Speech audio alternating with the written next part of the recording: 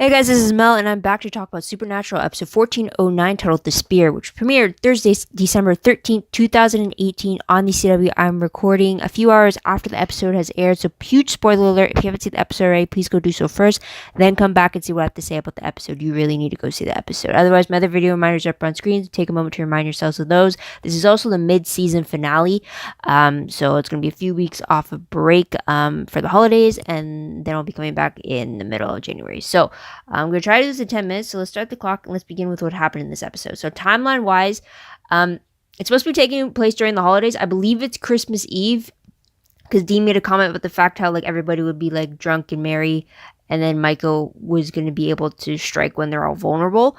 So I believe it was Christmas Eve was when all this was happening, because Michael's plan of attack, I believe, is supposed to be Christmas Day.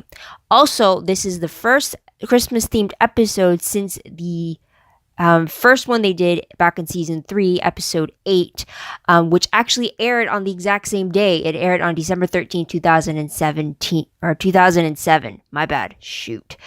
So 11 years ago it premiered. So isn't that crazy? I mean, wow. But I kind of wish we got them celebrating Christmas, but I understand why not. But anyways, episode reminder, we do see the return of Michael, who hasn't really been seen since he released Dean as his vessel in 1403, I believe. So there's that. But the episode breakdown, I picked them on two different storylines. They are connected with each other, but we have one dealing with what's happening in Kansas City, Missouri, and the second one being retrieving the weapons to take down Michael. So the first storyline, basically, we see Michael and his army setting up shop in Kansas City with plans to turn all the residences of the city, or all the people living in the city, into monsters and have them under Michael's control with his enhanced upgrade from the looks of it. And with this, we see Garth coming back, who is a werewolf, going undercover, and he ends up getting the enhanced upgrade with the Archangel Grace, but in doing so, that pretty much gave Michael open access to him, pretty much. So it gets a little scary with that one. But with the second storyline, we do see all the different weapons trying to come together. So we see Ketch had gotten the egg that was used against Lucifer when he was possessing the president. So we found him getting that egg, but he ended up mailing it to Lebanon because he had it to improv when a few mercenaries were sent out to him. But in the end, it ended up being Michael who melted the egg, so that's out of the question. We also see the return of Kaya and her spear. She ends up giving it to Dean when they strike a deal, but unfortunately that is broken in half by Michael himself again. So the weapons front, it's not really looking so good here. But the last scene of the episode shows Michael taking back control over Dean. So all the fuzzy vision and hearing distortions that Dean's been having, I think the last few episodes, it's because of Michael. And that's because Michael left the back door open just slightly in Dean so that he could go back in and take possession whenever he needed to. I did not know they could do that. So that was the last scene there. But tidbit-wise, though, we do find out that Jack taught himself how to pick a lock from the internet. We do find out that Garth has a family. We already knew he had a wife, but now he has a daughter. And he still says Bobby's catchphrase of balls whenever things go sideways. So there's that. We also we have this conversation between Michael and Jack, and Michael believes that Jack will live for eons like an angel, and his powers will return eventually and grow stronger over time. So, and he says that by the time that happens, they'll be more alike than ever, or something like that. So there's that. We also find out that Dark Kaya was able to perform magic back on her world, but it doesn't really work in this world, so she needs Jack's magic to get her back home, because apparently now she needs to get back home. And we find out that she left her home originally because she was tired of being chased by monsters, but now that she's in this world, Michael's monsters are still chasing her, so she'd rather go back home to a world where she understands and she knows where her place is there. So there's that. I mean, I don't blame her either for that, right? But End Tally or Death Tally, you pretty much get the fanged creature. It's supposed to be a vampire, as well as Melanie, who I don't know if it's a vampire or a werewolf, but they both get beheaded by Sam in a very silent sneak attack. So there's that. But moving on to the most shocking moment of the episode, I think it has to be, for me, the fact that Michael regained control over Dean. And then the final moment of the episode was literally Michael doing the Thanos finger snap as a signal to let his army know to attack the people of Kansas City. It literally ended with the snap and then cut to black. I mean, not only do you draw on the callback to Demon Dean in the dream in 310 that Dean had of him becoming a demon after he goes to hell, who that demon also did a finger snap during that process, but then you got Thanos from the Avengers Infinity War movie doing the finger snap that pretty much obliterated half the population, and now you have Michael doing the exact same thing, which signals his army to descend upon the city to create more monsters. I mean, like, there's no other way in the episode you could have ended that. Also, it was the mid-season finale, so you left it on a cliffhanger like that too, so it's just like, wow. So that was just wow. So there's that. But moving on to top 3 favorite moments. First one would have to be Garth's return. We haven't seen him since episode 912, so I was really glad to see him again.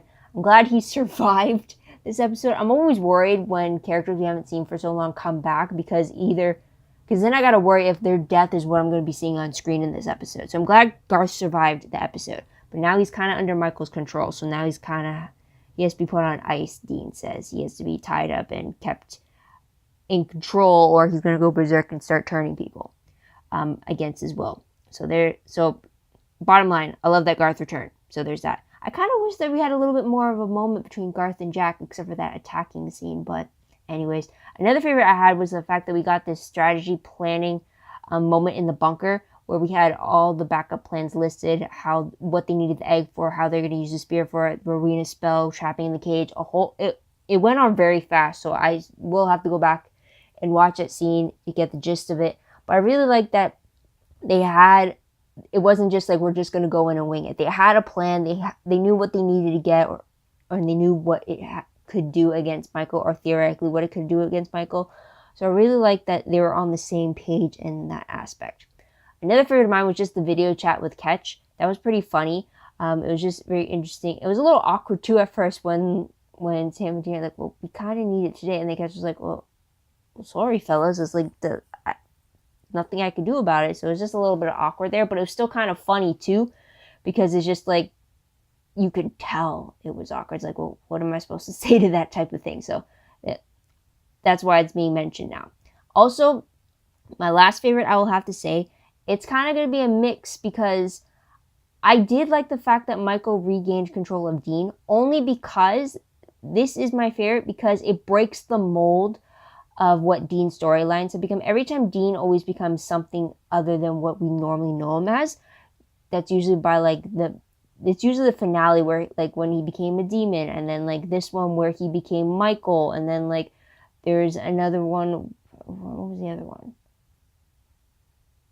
Oh, and then the other one when he went to purgatory, I guess you could say. Usually that storyline pretty much ends within the first 3 episodes of the new season. And then we're back to Dean being Dean again, and yet he's just dealing with the repercussions of what happened.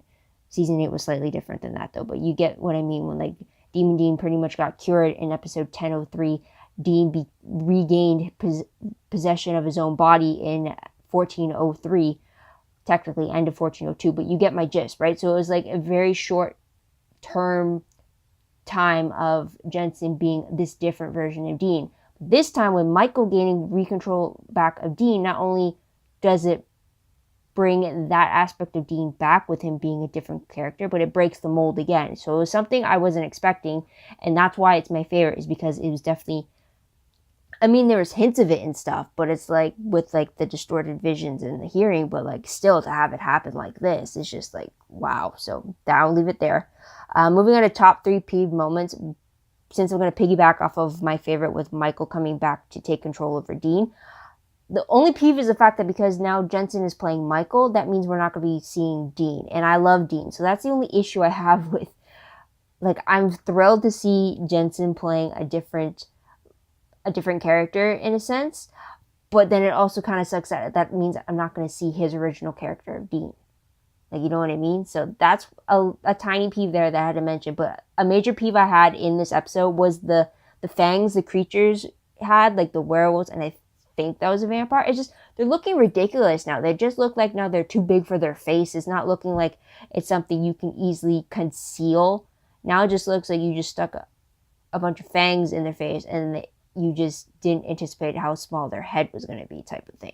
So it looked a lot more fake than it used to in the earlier seasons, which it should be in the reverse. So it's like, this I can tell it's like, yeah, that's not going for me. So that's a peeve there with the fangs. The fangs, just every time those fangs pop out, usually they used to scare me, like how realistic they could look given the scenario. Now it just looks like, well, I just stuck a pair of fangs in my face and like just left it like that. So it's like, that was an annoying peeve there for me. But there's a timer. I'm going to keep going very quickly. But what will I remember most when I look back on this episode? The fact that it was the mid-season finale. The fact that Michael has now gained control over Dean once again. So there's that. And the cliffhanger it ended off as. It's always like that, I believe. So there is that. But moving on to random questions very quickly. First one, who played Michael's female vessel? She looks very familiar. And at the moment of this recording, I haven't been able to find who the actress is, but hopefully when I edit it and you see the video, the name is going to be up on screen. Hopefully, fingers crossed. So there's that. Another question. If an enhanced vampire or a werewolf, if they had infected someone, does that infected person now become a regular version of a werewolf or vampire, or do they become the enhanced version with the Archangel Grace of that supernatural being that infected them? Like, I'm wondering if the monsters would have to be turned as monsters regular, and then they all have to be enhanced with the Archangel Grace, or they automatically are enhanced once they get infected that first time by a creature that was enhanced. I really hope you followed me on that one. But anyways, next question is, if Michael is so sure that Jack will regain his powers and grow stronger, then why won't he just kill Jack now before he becomes powerful enough to take Michael down? That's what I don't get. Because then if Michael's so sure that Jack is going to be coming into his powers and surpass him even, why would you risk the chance of him using that power to kill you later on? So that's the thing there. Last question with Jack.